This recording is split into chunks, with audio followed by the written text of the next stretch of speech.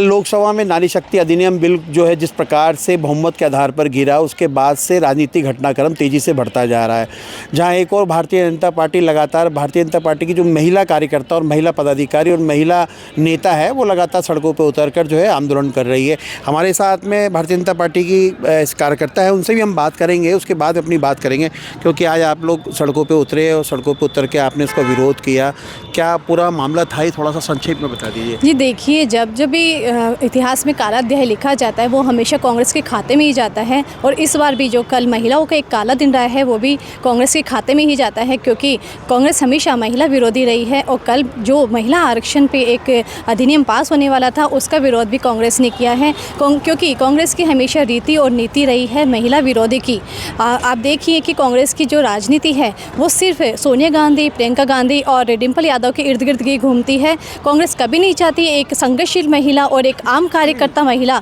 जो संसद तक पहुंचे, जो राजनीति का नेतृत्व करे।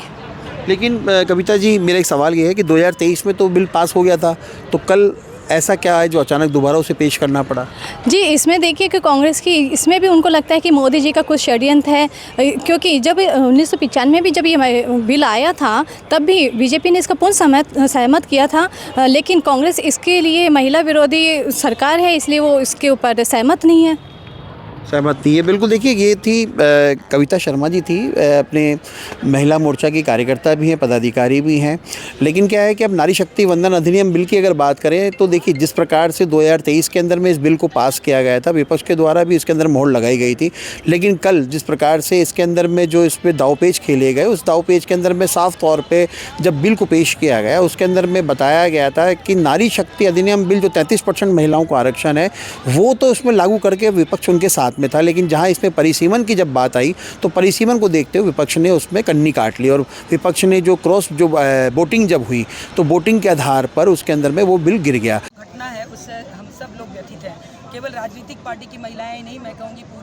पूरी देश की आधी आबादी इससे नाराज़ है, बहुत ही नाराज़गी है। इस नाराज़गी का प्रकटीकरण अब राहुल जी जब क्षेत्र में आएंगे तब आप देखिएगा कि किस प्रकार से हम उनसे जवाब देते हैं। कल के सदन में जिस प्रकार का बिल गिरने के बाद जो अट्टहास ऑपोजिशन ने किया, उस अट्टहास से यही महसूस हुआ कि ये दुशासन, कंस, रावण जैसे लोग यहाँ बैठे हुए हैं जो द्रौपदी रूपी हमारे इस बिल का चीरहरण कर लिया। इस चीरहरण का बदला आधी आबादी लेगी, राहुल गांधी से और सोनिया गांधी से, प्रियंका गांधी से और अखिलेश यादव, डिम्पल यादव, ममता बनर्जी, सबसे सवाल होगा। और ममता बनर्जी को तो इसका जवाब 4 मई को मिल जाएगा। या आधी आबादी उनसे ये सवाल वोट के रूप में डाल के पूछेगी कि तुमने हमारे साथ क्या किया, अच्छा सिला तूने दिया मेरे प्यार का। महिलाओं का जो गाना है ना, इस गाना का जवाब उनको बंगाल के 4 तारीख को रिजल्ट में मिल जाएगा। एक तरह से देखा जाए तो, क्योंकि बहुत सारी ऐसी महिलाएं हैं जिनको शायद इस बारे में नहीं पता कि नारी शक्ति अधिनियम बिल जो क्या है, इसके अंदर में किस प्रकार से महिलाओं को आरक्षण का लाभ मिलेगा। क्योंकि राजनीतिक स्तर पर जो महिलाएं हैं, जो निगम के चुनाव, पंचायत चुनाव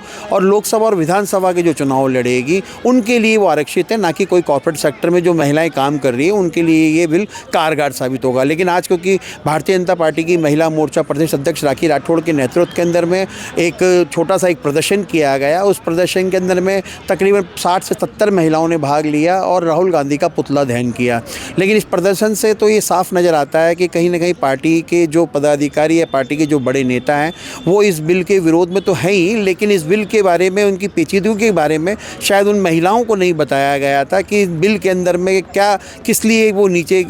पास नहीं हुआ, किस लिए वो विपक्ष ने इसको खारिज किया, वो तमाम चीज़ें महिलाओं को नहीं बताई गई थी। लेकिन अब इस बिल के